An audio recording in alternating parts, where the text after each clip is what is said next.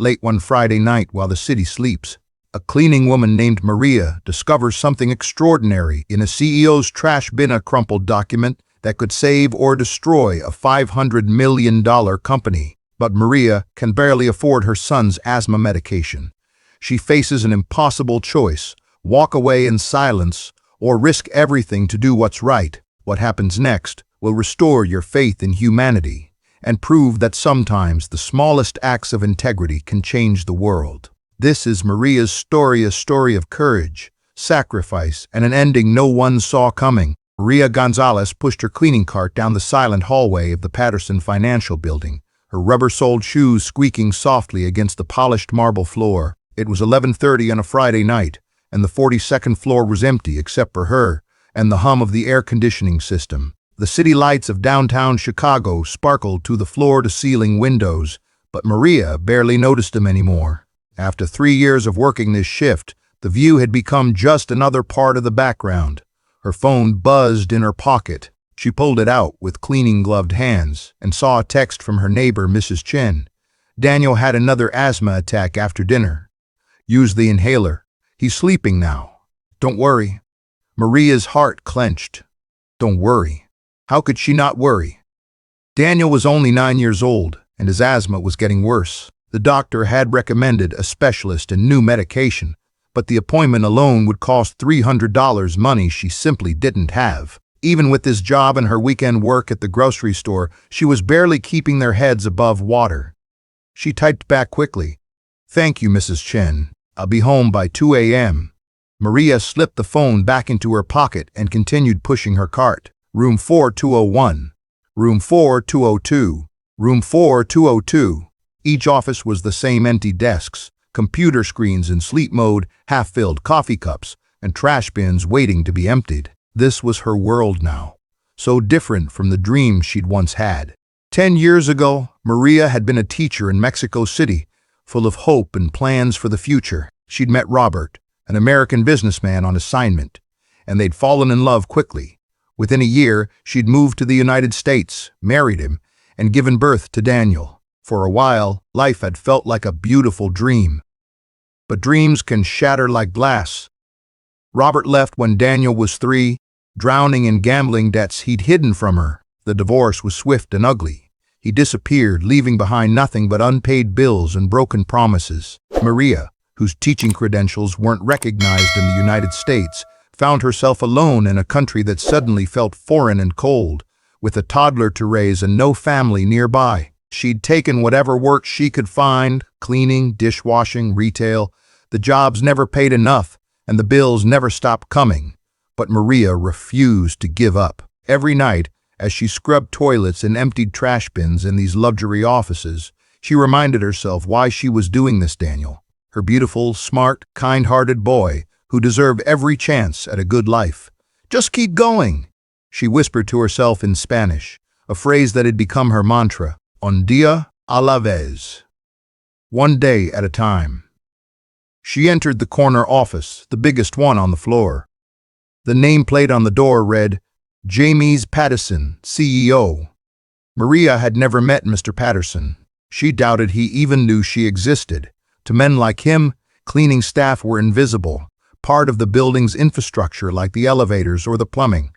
The office was immaculate, as always. Expensive furniture, artwork on the walls, a view of the city that probably cost more per month than she made in a year. Maria went through her routine, efficiently dusting, vacuuming, cleaning the windows.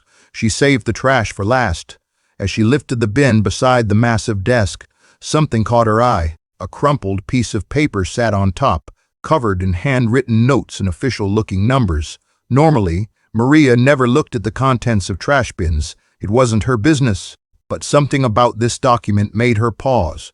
She shouldn't look. She should just empty it and move on. But her hand hesitated. The paper was expensive, embossed with the company logo. Through the wrinkles, she could see official seals, signatures, and numbers with lots of zeros. One phrase was circled multiple times in red ink. "Merger deadline, Monday 9 a.m. Maria's English wasn't perfect, but she'd learned enough over the years. She carefully smoothed out the paper on the desk. Her eyes widened as she began to understand what she was reading. This wasn't just any document. It was a merger agreement. Patterson Financial was about to merge with another company in a deal worth $500 million. The document outlined the final terms with signatures from both parties, and it was supposed to be filed by Monday morning at 9 o'clock. 3 days from now. Maria's heart began to race. If this document was in the trash, did that mean Mr. Dister, Patterson, had meant to throw it away? Or had he discarded it by accident? She looked around the pristine office. Everything else was in perfect order. The desk was organized. Files were neatly stacked. Nothing else was disturbed. This had to be a mistake. She read further, her cleaning gloves still holding the paper. The merger would save Patterson Financial from serious trouble. She could see references to debts restructuring and jobs being saved. But there was a clause circled in red. If the signed agreement wasn't filed by the deadline, the deal would be void. The other company would walk away. Maria's mind raced. Should she leave the paper on the desk? Should she tell someone? But who? It was almost midnight on a Friday. Security wouldn't know what to do with this. She didn't have Mr. Patterson's phone number. She didn't even know if he realized this document was missing. What she did know was this. If this paper stayed in the trash and got hauled away by the building's disposal service in the morning, Patterson Financial might lose everything. And according to what she could read, that meant over 300 people would lose their jobs. 300 families. 300 people like her working hard trying to survive. Maria stood in that silent office holding a piece of paper that could change everything and felt the weight of an impossible decision settling on her shoulders. She thought of Daniel sleeping at home, of Mrs. Chen watching him, of the specialist appointment she couldn't afford. She thought of doing the easy thing, just walking away, emptying the trash, finishing her shift. Then she thought of her son's face, of the values she was trying to teach him, of the person she wanted him to become. Sometimes, doing the right thing costs us everything, but doing the wrong thing costs us even more. Maria carefully folded the document and placed it in her cart, hidden beneath her cleaning supplies. She would find a way to return it. Somehow, even if it meant risking the only job that stood between her and complete poverty, because some things matter more than safety. Some things matter more than fear. Maria barely slept that night. She arrived home at 2:15 in the morning, paid Mrs. Chen, and checked on Daniel. Her son was sleeping peacefully, his small chest rising and falling in steady rhythm. She kissed his forehead gently, careful not to wake him, and whispered a prayer of gratitude that he was okay. But as she lay in her own bed, the document hidden in her purse felt like it was burning through the fabric. What had she done? She'd taken something from a CEO's office. Technically, she'd taken something from the trash, but would anyone see it that way? Could she be accused of theft? Could she lose her job? Worse, what if she was wrong? What if Mr. Patterson had thrown the document away on purpose? What if there was another copy, and her interference would only cause problems? The questions spun through her mind until the early morning light began filtering through her thin curtains. At 7 o'clock, she gave up on sleep and got out of bed. Daniel would wake soon, and she needed to be strong for him. That's what mothers do, they carry their worries silently so their children can wake up to smiles. She made breakfast, scrambled eggs and toast. Nothing fancy, but nutritious. Daniel emerged from his room at 7:30, his hair sticking up in different directions, his favorite dinosaur pajamas, slightly too small now. He was growing so fast. "Morning, Mama," he said, rubbing his eyes. "Good morning, me amor," Maria replied, her heart swelling with love. "How do you feel?" Mrs. Chen said you had trouble breathing last night. Daniel shrugged, sliding into his chair. "I'm okay now." The inhaler helped. "But Mama, it's almost empty again." Maria's stomach tightened. "The inhaler, of course. They went through them so quickly, and each one cost $60 she didn't have right now. I'll get you a new one this week," she promised, though she had no idea how she'd manage it. They ate breakfast together, Daniel chattering about a book he was reading and a science project due next Friday. Maria listened, smiled, asked questions, all while the document in her purse seemed to pulse with urgency. After Daniel finished eating, she walked him to the bus stop 2 blocks away. The morning was cool. the street busy with weekend shoppers and families. Maria held Daniel's hand, treasuring these simple moments. "Mama, you look tired," Daniel said, looking up at her with those perceptive eyes that saw too much. "I'm fine, sweetheart, just thinking about work." "You work too hard," he said seriously, sounding older than his 9 years. "When I grow up, I'm going to be a doctor and make lots of money, and then you won't have to work at night anymore." Maria's eyes stung with tears. She knelt down to his level, cupping his face in her hands. "You're going to be whatever makes you happy, Daniel, and I work because I love you, not because it's hard. Understand?" He nodded, though she could see he didn't quite believe her. The school bus arrived, its yellow paint bright in the morning sun. Maria kissed Daniel goodbye, watched him climb aboard, and waved until the bus disappeared around the corner. Then she returned to their small apartment and sat at the kitchen table, the document spread before her. She read it again, more carefully this time. The merger was legitimate. She could see the legal language, the signatures, the official seals. The deadline was clear, Monday morning, 9 o'clock. The document had to be filed with the Securities and Exchange Commission in Washington, D.C., with copies to both companies' legal teams. Today was Saturday. She had less than 3 days. Maria picked up her phone, her hands trembling slightly. She'd found the main number for Patterson Financial on Google, but it was Saturday morning. Who would even be there? And if she called, what would she say? "Hello, I'm the cleaning lady, and I took something from your CEO's trash." She set the phone down. This was impossible. She should just put the document back on Monday night when she returned to work.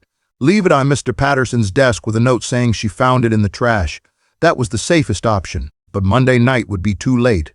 The deadline was Monday morning. Maria stood up and paced her small kitchen. The walls felt like they were closing in. Why had she taken this on herself? Why hadn't she just left the paper where it was? Because 300 people might lose their jobs. A voice in her head answered. Because doing nothing is still a choice. She thought of her own unemployment after Robert left, of the terror of not knowing how she'd feed Daniel, of the shame of applying for government assistance, of the sleepless nights wondering if they'd end up homeless. She thought of 300 other families facing that same terror. Maria picked up her phone again. This time, she didn't hesitate. She dialed the main number for Patterson Financial. It rang 4 times, then went to an automated directory. She pressed 0 for the operator. "Patterson Financial, this is Weekend Security. How may I direct your call?" Maria took a deep breath. "I need to speak with Mr. James Patterson. It's urgent. Mr. Patterson doesn't take calls through the main switchboard. If you'd like to leave a message, I can transfer you to—" "Please," Maria interrupted, her voice cracking slightly. "This is about the merger, the one that has a Monday deadline. I have a document he needs. It's an emergency." There was a pause. "What is your name and company, please?" "My name is Maria Gonzalez. I don't work for a company. I work in the building. I clean the offices." Another pause, longer this time. Maria could almost hear the security guard's skepticism through the phone.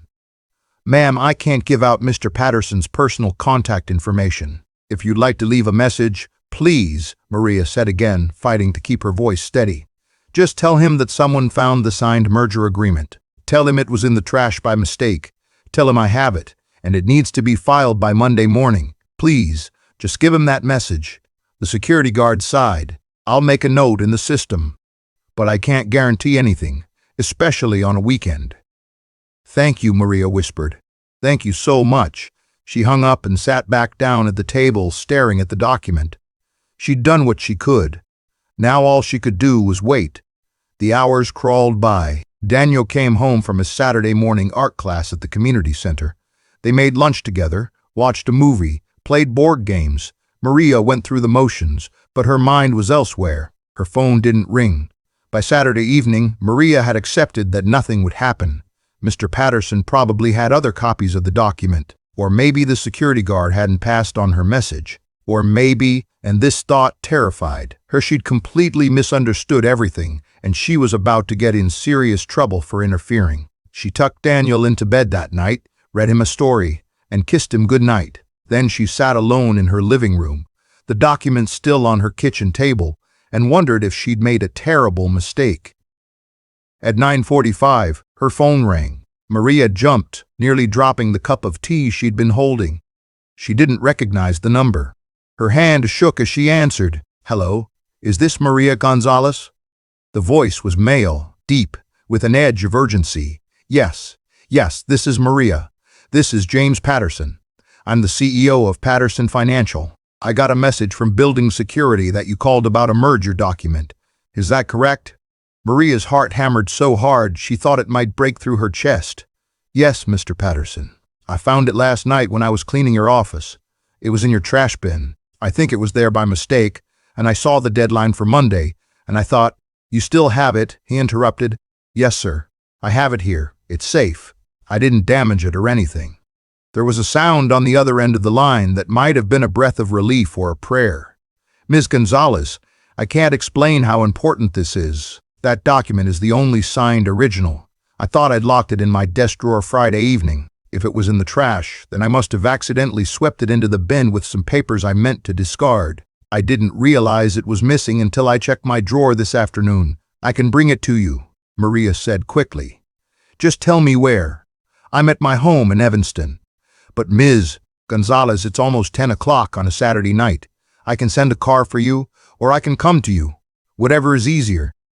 Maria thought of Daniel sleeping in the next room. She couldn't leave him alone, and she couldn't bring him out at this hour. "I can meet you tomorrow morning," she said. "Wherever you'd like. I don't have a car, but I can take the train." "Don't be ridiculous. I'll come to you. What's your address?" Maria hesitated. Giving her home address to a stranger, even a CEO, felt vulnerable, but she'd come this far. She gave him the address. "I'll be there at 9 o'clock tomorrow morning," Mr. Patterson said. "And Ms. Gonzalez, thank you. You may have just saved 300 jobs in my entire company. I won't forget this." The line went dead. Maria sat in stunned silence, her phone still pressed to her ear. A CEO was coming to her apartment tomorrow morning. She looked around at her modest home, the second-hand furniture, the peeling paint, the cramped space that was all she could afford. It didn't matter. What mattered was that she'd done the right thing. She finally allowed herself to smile. Maria was up at 6 o'clock Sunday morning, cleaning her already clean apartment. She scrubbed the kitchen counters, vacuumed the small living room, organized Daniel's toys, and tried to make their modest home look as presentable as possible. It wasn't that she was ashamed. She'd worked hard for everything they had. But Mr. Patterson came from a different world, and she wanted him to see that poor didn't mean dirty. Daniel woke at 7:30, confused by all the activity. "Why are you cleaning, Mama? You clean all week." "We're having a visitor this morning," Maria explained, folding a blanket on the couch. "A very important man." "Who?" "Someone I helped. He's coming to say thank you." Daniel accepted this explanation with the easy flexibility of childhood and settled in front of the TV with a bowl of cereal. Maria made herself coffee and tried to calm her nerves. What would Mr. Patterson think when he saw how they lived? Would he judge her? Would he think less of her? At 8:55, there was a knock at the door. Maria smoothed her blouse, her nicest one, though it was several years old, and opened the door. James Patterson stood in the hallway, and he wasn't what Maria had expected. Yes, he was clearly wealthy. His casual clothes probably cost more than her monthly rent, but his face was kind, his eyes tired, and he held a large gift basket in his hands. "Ms. Gonzalez?" he asked, his voice warm. "Mr. Patterson, please come in." He entered, and Maria saw him take in the apartment, the worn furniture, the small space, the simplicity of everything. But there was no judgment in his eyes, only something that looked like respect. "This is my son, Daniel," Maria said, gesturing to where her son sat wide-eyed on the couch. "Hello, Daniel," Mr. Patterson said, giving the boy a genuine smile. "Your mother is a remarkable woman." Daniel beamed with pride. Mr. Patterson turned back to Maria and held out the gift basket. "This is just a small token. I didn't know what to bring, so I hope this is okay." Maria took the basket, which was filled with expensive foods, wine, and gift cards. Her throat tightened. "Mr. Patterson, this is too much. I just did what anyone would do." "No," he said firmly. "You did what very few people would do. May I sit?" "Of course, please." Maria gestured to the couch, and they sat down. Daniel, sensing this was adult conversation, took his cereal to his room. Mr. Shad. Patterson leaned forward, his hands clasped between his knees. Ms. Gonzalez, may I call you Maria? Of course. Maria, I need you to understand what you saved. That merger agreement was the result of 18 months of negotiations. My company has been struggling since the financial downturn. We made some poor investments, and our debt load became unsustainable. This merger with Caldwell Industries wasn't just a business deal, it was a lifeline. He paused, his jaw tightening. Without it, we would have had to declare bankruptcy within 6 months. 347 people would have lost their jobs. These are people with families, mortgages, children in college, people who've worked for Patterson Financial for years, trusting that their jobs were secure. Maria listened, her hands folded in her lap. The document you found is the only signed original, Mr. Patterson continued. Both CEOs signed it in person during a private meeting. We planned to have it formally filed first thing Monday morning. I must have accidentally knocked it into my trash bin Friday evening when I was clearing my desk. I didn't realize it until yesterday afternoon when I went to retrieve it from my drawer. He looked directly at Maria, and she saw genuine emotion in his eyes. If you hadn't found it, if you hadn't called, if you hadn't kept it safe, we would have lost everything. The other company would have walked away. The deadline is contractual and absolute. There are no extensions. I'm just glad I could help, Maria said softly. Mr. Patterson smiled, but it was tinged with something else, shame perhaps, or regret. Do you know what bothers me most about this entire situation? I pass by people like you every day, the cleaning staff, the security guards, the maintenance workers, and I never really see you. You're invisible to people like me. We take for granted that our offices will be clean, our buildings will be safe, our world will run smoothly, but we don't think about who makes that happen. He shook his head. You could have ignored that document. You could have let it be thrown away. You had no obligation to help me or my company. In fact, you took a risk by taking it and calling me. You could have gotten in trouble. I thought about that, Maria admitted. I was scared, but I kept thinking about all the people who might lose their jobs. I know what that's like. After my husband left, I was unemployed for months. It's terrifying. I couldn't let that happen to other people if I could prevent it. Mr. Patterson was quiet for a long moment. Then he reached into his pocket and pulled out an envelope. This is for you, a reward for your honesty and integrity. Maria took the envelope with shaking hands. Inside was a check. When she saw the amount, her vision blurred with tears. $25,000. Mr. Patterson, I can't accept this, she whispered, though every fiber of her being was screaming to take it. $25,000 would change her life. It would pay for Daniel's specialist, his medication, their overdue bills. It would give them breathing room for the first time in years. You can, and you will, Mr. Patterson said firmly. This isn't charity, Maria. This is payment for saving my company. The merger is worth $500 million. $25,000 is nothing compared to what you've done for us. Tears spilled down Maria's cheeks. She tried to speak but couldn't. Mr. Patterson continued, his voice gentle. There's something else. I spoke with our head of human resources this morning. We have an opening for a facilities coordinator, someone who manages the cleaning and maintenance staff, handles schedules, works with vendors. It's a salary position with benefits, health insurance, and normal daytime hours. If you're interested, the job is yours. Maria's breath caught. A real job? With health insurance? A real job. Starting salary is $52,000 a year. You'd need to give notice at your current position, but we can work around your schedule. Maria covered her face with her hands and wept. Not quiet tears, but deep, shaking sobs of relief, gratitude, and overwhelming emotion. All the fear, all the struggle, all the nights wondering how she'd make it through another month, it all came pouring out. Mr. Patterson waited patiently, his own eyes moist. When Maria finally composed herself, she looked up at him. Why are you doing this? The check would have been more than enough. Because you deserve it, he said simply. And because I need people like you working for me, people with integrity, who do the right thing even when it's hard, who think about others before themselves. You have those qualities, Maria. I'd be honored to have you on my team. I don't know what to say. Say yes. Maria laughed through her tears. Yes, yes, thank you, yes. They talked for another hour. Mr. Moran, Patterson asked about Daniel, about Maria's background, about her dreams for the future. He listened, really listened in a way that made Maria feel seen for the first time in years. Before he left, Mr. Time, Patterson shook her hand. You'll hear from our HR department tomorrow with the details. And Maria, thank you, not just for finding the document, but for reminding me what really matters. After he left, Maria sat on her couch, the check still in her trembling hands, and cried again. But these were different tears, tears of joy, of relief, of hope. Daniel emerged from his room. Mama, why are you crying? Maria pulled him into a fierce hug.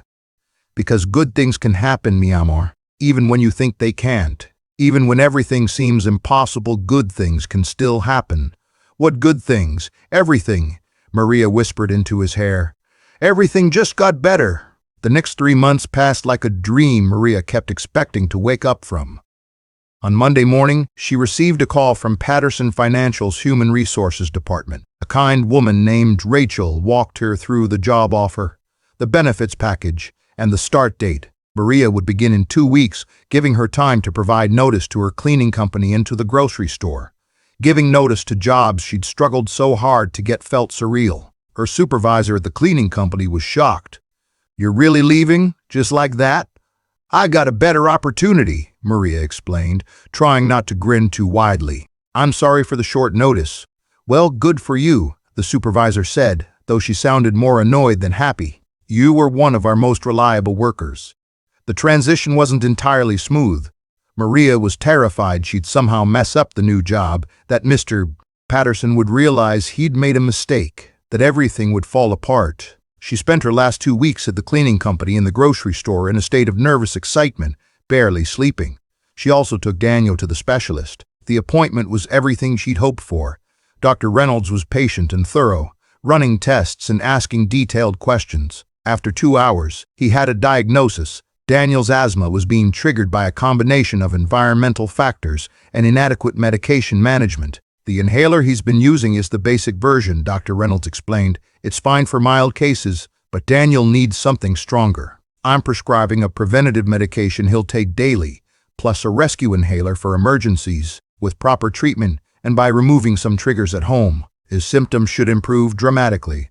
The cost of the new medications made Maria's old self want to panic $280 per month. But her new self, the one with health insurance, simply handed over her insurance card and paid the $30 copay. Daniel noticed the difference within a week. He wasn't wheezing as much, wasn't getting winded going upstairs, wasn't waking up in the night struggling to breathe. For the first time in years, he could play like a normal child without fear. Mama, I ran all the way around the park today, he announced one evening, his face flushed with joy. Twice, and I didn't need my inhaler. Maria hugged him tightly, sending up a silent prayer of gratitude. Her first day at Patterson Financial was overwhelming. Rachel from HR met her in the lobby, gave her a badge, and took her up to the 38th floor, 4 floors below where she used to clean. Her new office was small but had a window. A window. Maria stood there for a full minute looking out at the city from the other side of the glass, feeling like she crossed into a parallel universe. This is where you'll work, Rachel said, smiling at Maria's wonder. Your computer login is in this envelope, along with your benefits information and employee handbook. Mr. Bitterly, Patterson asked me to tell you that if you need anything at all, you should feel free to reach out to him directly. Thank you, Maria managed. Thank you so much. The job itself was challenging but manageable. Maria coordinated the cleaning and maintenance staff, managed schedules, negotiated with vendors, and handled facilities-related problems. She worked with the same people who used to be her peers, and she made sure to treat them with the respect and dignity she'd always wished for when she'd been in their position. Within a month, she'd reorganized the entire cleaning schedule to be more efficient, saving the company money while ensuring the staff had better working conditions. She negotiated a deal with a new vendor that provided higher quality cleaning supplies at a lower cost. She created a training program for new cleaning staff that reduced turnover. Mr. Scherber, Patterson noticed. He called her to his office, the same office where she'd found the document 6 weeks after she'd started. Maria, I've been reviewing your work, he said, gesturing for her to sit. You're exceeding every expectation. The facilities department is running better than it has in years. Thank you, Mr. Patterson. I'm just trying to do my best. You're doing more than that. You're making a real difference. He paused. I have a proposition for you. We're opening a new branch office in Oak Park. I'd like you to head up the facilities management for the entire location. It's a promotion, more responsibility, more pay, a team of people reporting to you. Interested? Maria's eyes widened. I've only been here 6 weeks, and in 6 weeks you've proven you're capable of much more than your current role. I trust you, Maria. I trust your judgment, your work ethic, and your character. So what do you say? I say yes, Maria replied, her voice strong. Absolutely yes. Life continued to improve in ways that felt almost miraculous. With her higher salary, Maria moved out of their cramped apartment into a 2-bedroom unit in a better neighborhood. It wasn't fancy, but it had a small yard where Daniel could play. They bought furniture that didn't come from thrift stores.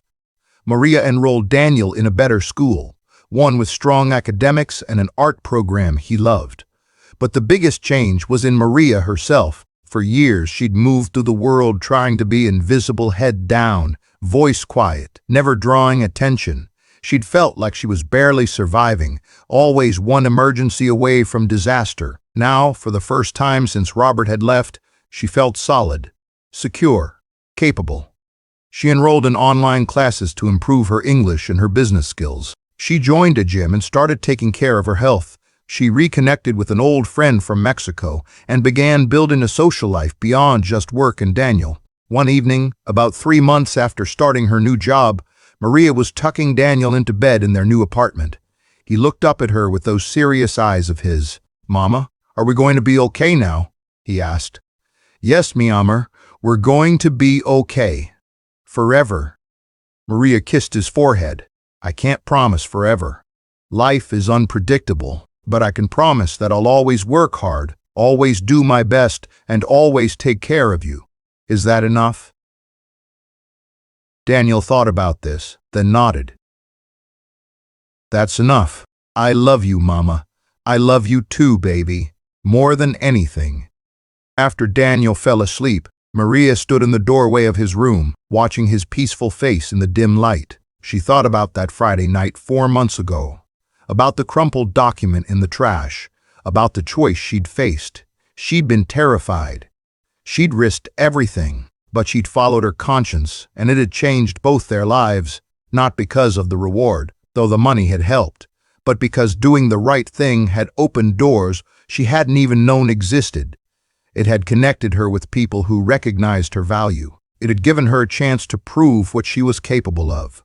Sometimes Maria realized courage isn't about being fearless. It's about being afraid and doing the right thing anyway. 6 months into her new role, Maria received an email that made her pause. It was from Mr. Patterson. "Maria, I'd like to discuss an idea with you. Do you have time for coffee this week?" They met at a small cafe near the office on Thursday morning. Mr. Everting Patterson arrived with 2 women Maria didn't recognize, one middle-aged and professional-looking, the other younger with a notepad. "Maria, thank you for meeting us," Mr. Patterson said. "This is Catherine Winters, director of our Corporate Social Responsibility Program, and Amy Chen, who handles our community partnerships." They shook hands and sat down. Maria felt a flutter of nervousness. What was this about?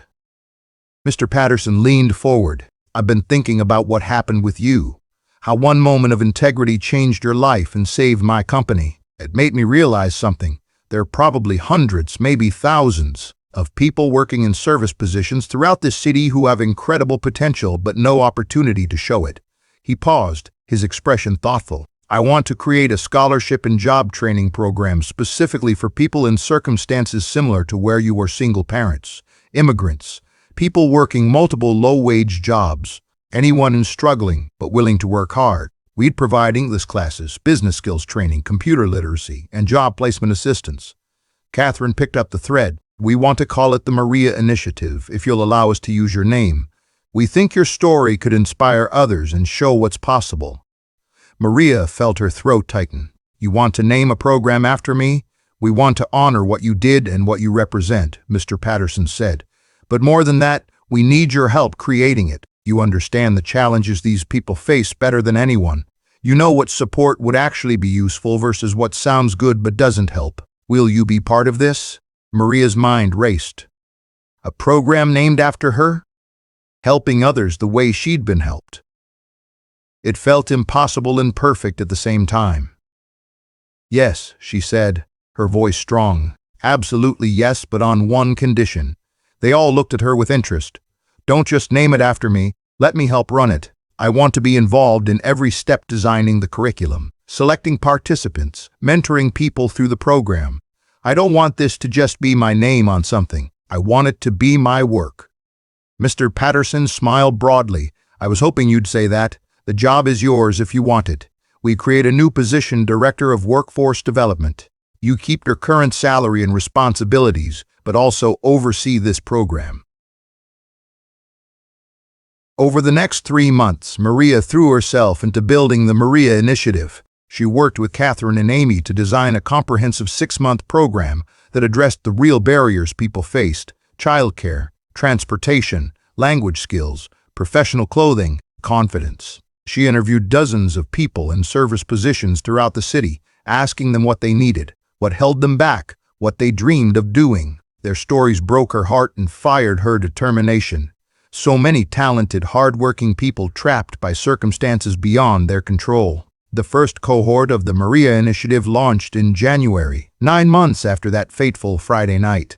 25 people enrolled: cleaning staff, restaurant workers, security guards, and delivery drivers. They ranged in age from 19 to 54. 15 were parents. 12 were immigrants. All were working poor, struggling to survive. Maria met with each participant personally. She told them her story, all of it, including the fear, the struggle, the moment of choice that had changed everything. She wanted them to know she understood, that she'd been where they were, that change was possible. One participant was a young woman named Rosa who cleaned offices in the downtown financial district. She was 28, had 2 young children, and dreamed of becoming a paralegal, but couldn't afford the training or certification. "Do you really think someone like me can do this?" Rosa asked Maria during their first meeting, her voice small. Maria looked at her directly. "Rosa, a year ago, I was cleaning toilets at night and worrying about how to buy my son's medicine. Now I'm a director at a major financial company with my name on a training program. If I can do it, you can do it, but you have to believe in yourself first." Rosa's eyes filled with tears. "How did you believe when everything seemed impossible?" "I didn't believe in myself," Maria admitted. "Not at first. I believed in doing the right thing, even when it was scary. And once I did that, once I proved to myself that I could be brave, believing in myself got a little easier." You don't have to have all the confidence right now. You just have to take the first step. Over the months that followed, Maria watched the first cohort transform. She saw Rosa gain confidence as she mastered legal terminology and document formatting. She saw Marcus, a former security guard, discover a talent for computer programming. She saw Linda, a 50-year-old restaurant worker, flourish in a customer service management role. Not everyone succeeded. 3 participants dropped out, unable to balance the demands of the program with their other responsibilities. Maria felt each dropout like a personal failure. But Catherine reminded her that even reaching 22 out of 25 was remarkable. By the end of the 6-month program, 18 participants had job offers. Some were entry-level positions, but they all paid better than cleaning or security work. All offered benefits, and all provided a path for advancement. At the graduation ceremony, held in Patterson Financial's main conference room, Maria stood before the participants and their families. She saw Daniel sitting in the front row, now 10 years old and beaming with pride for his mother. She saw Mr. Patterson standing in the back, smiling. She saw Rosa and Marcus and Linda and all the others who'd worked so hard to change their lives. 6 months ago, Maria began, her voice steady. You were all where I was a year ago, working hard, struggling to survive, wondering if things would ever get better. Today you're proving that they can. You're proving that with support, with opportunity, and with your own courage and determination, transformation is possible. She paused, her eyes sweeping across the room. But I want you to remember something important. This isn't the end. This is just the beginning. You're going to face challenges in your new jobs. Some days you're going to feel like you don't belong, like you're not good enough, like you should give up and go back to what's familiar. She saw heads nodding. They understood. When that happens, Maria continued, I want you to remember this day. Remember that you did something difficult. Remember that you bet on yourself and won. And remember that you're not alone. We're a community now.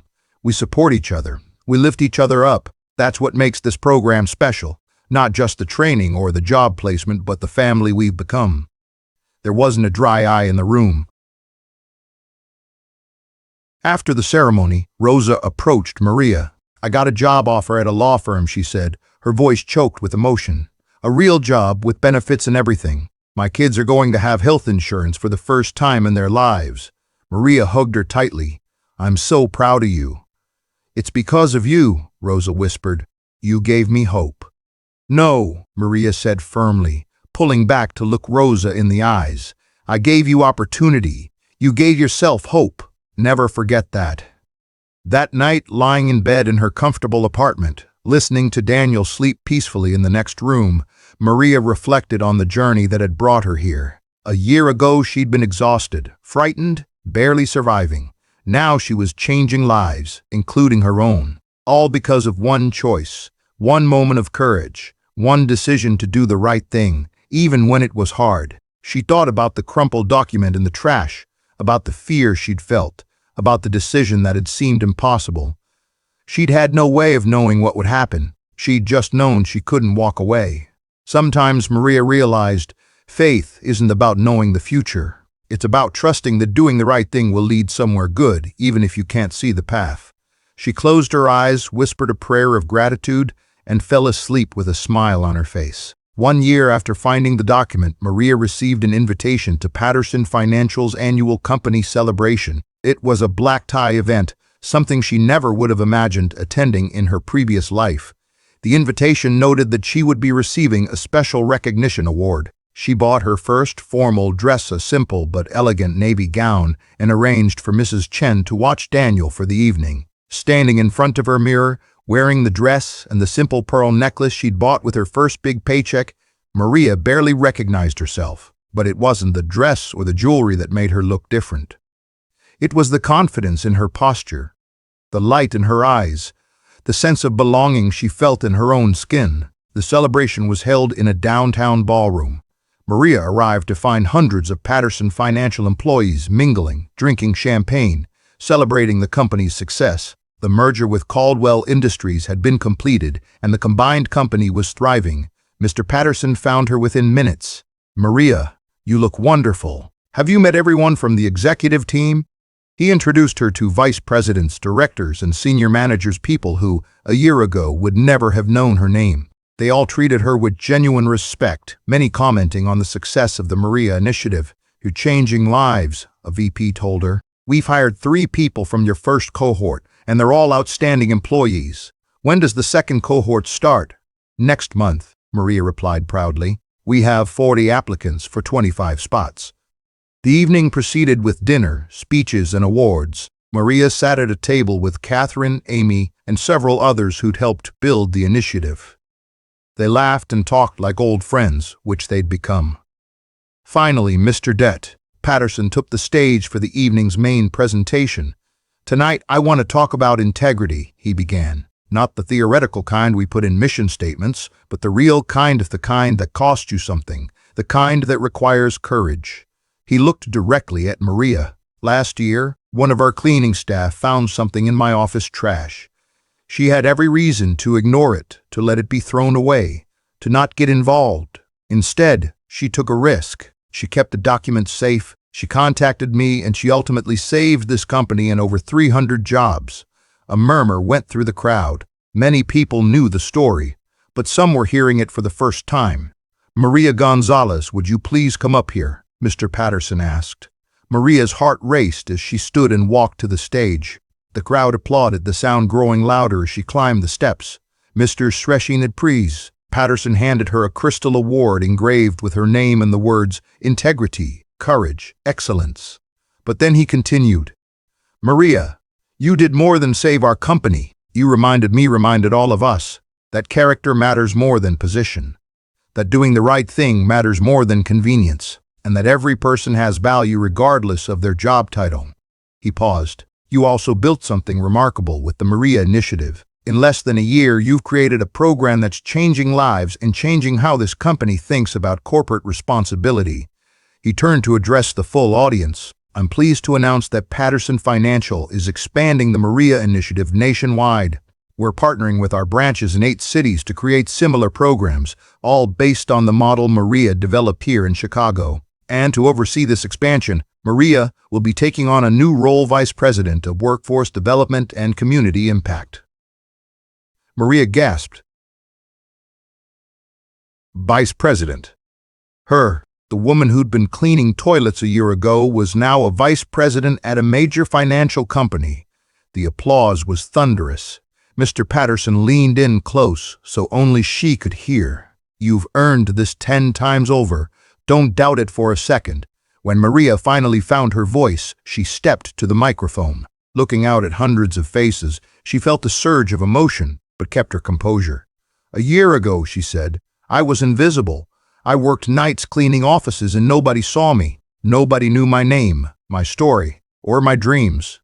I was just part of the background, another face in the crowd of people who make this city run." She paused, gathering her thoughts. "But I was never really invisible. None of us are. Every person working in service jobs, the cleaning staff, the security guards, the maintenance workers, the delivery drivers, we all have stories, we all have dreams, we all have value. We just need someone to see it." Her voice grew stronger. "Mr. Patterson saw it. He didn't just reward me for finding that document. He gave me a chance to prove what I could do. He invested in my potential, and that changed everything. Not just for me and my son, but for everyone who's gone through the Maria Initiative." She looked directly at the crowd. "If you take nothing else from my story, take this. Look at the people around you. Really look at them. The person who cleans your office, who parks your car, who delivers your lunch. They're not invisible. They're human beings with talents and dreams. And sometimes all they need is someone to give them a chance." The applause started again, but Maria held up her hand.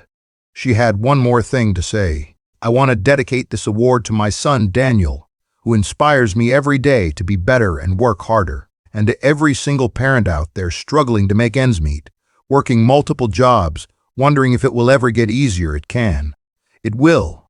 Keep doing the right thing, even when it's hard. Keep believing in yourself, even when nobody else does. Keep showing up, keep working, keep fighting. Your moment will come." She stepped back from the microphone, tears streaming down her face as the entire ballroom rose in a standing ovation. Later that evening, Maria stood on the balcony of the ballroom, looking out at the city lights. Mr. Patterson joined her. "Quite a year," he said. "Quite a year," Maria agreed. "Do you ever think about what would have happened if you hadn't found that document, or if you just ignored it?" Maria considered this. "Sometimes, but honestly, I think I would have helped anyway. Somehow.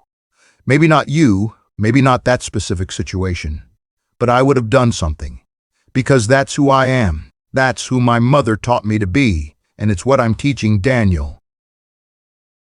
"The world needs more people like you," Mr. Patterson said quietly. "The world has plenty of people like me," Maria corrected gently.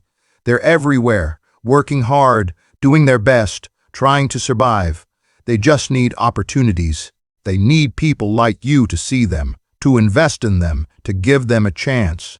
That's the real lesson here. Not that I'm special, but that everyone could be, if given the opportunity." Mr. Patterson nodded slowly. "You're right, and that's exactly why the Maria Initiative matters so much. It's not charity. It's recognizing untapped potential and unlocking it." They stood in comfortable silence for a moment, watching the city below.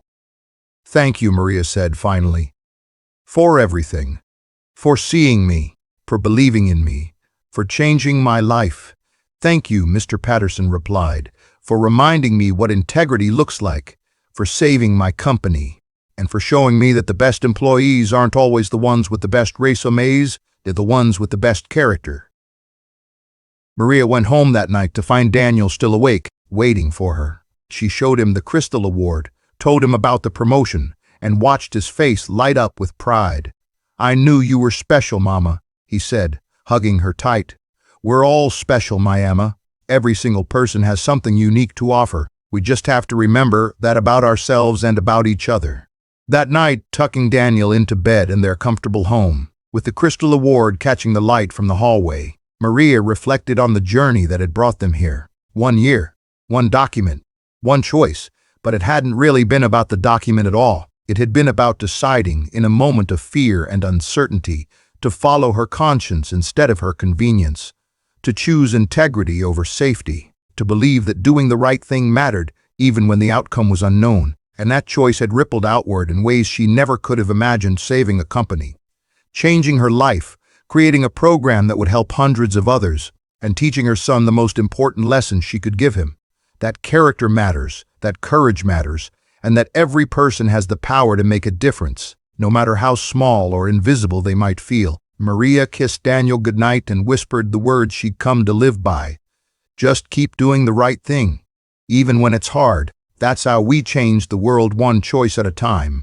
3 years later, the Maria Initiative had expanded to 15 cities and helped over 400 people transition from service work to career paths. Daniel was 12, healthy and thriving in a gifted program at his school. Maria had been promoted again, this time to senior vice president, overseeing all corporate social responsibility for the entire company. But what mattered most to her weren't the titles or the success. It was the letters she received from Rosa, who was now a paralegal, supporting her 2 children in a stable home. From Marcus, who'd become a software developer and bought his mother a house. From Linda, who managed customer service for a major retailer and mentored young workers. Each letter told a story of transformation, of lives changed, of families lifted out of poverty, of dreams realized. And each one reminded Maria why that moment in Mr. Quast, Patterson's office, had mattered so much, not because of what she gained, but because of what she gave: a piece of integrity, a moment of courage, a choice to see beyond herself. The moral of Maria's story isn't complicated. Integrity costs something, but it's always worth the price. When we do the right thing, even in our smallest moments, even when no one is watching, even when it's difficult or scary, we create ripples that spread far beyond what we can see. Every person has value. Every choice matters, and sometimes the courage to do one right thing can change everything. Not just for ourselves, but for everyone our lives touch. If this story touched your heart, please like this video, share it with someone who needs encouragement today, and subscribe to this channel for more inspiring stories about everyday heroes. Remember, you don't need to be powerful or wealthy to make a difference. You just need to be willing to do the right thing, even when it's hard. The world needs more people like Maria, people who choose integrity over convenience, courage over comfort, and kindness over indifference. Be that person. Your moment to make a difference might come when you least expect it. Thank you for watching, and may you always have the courage to do what's right.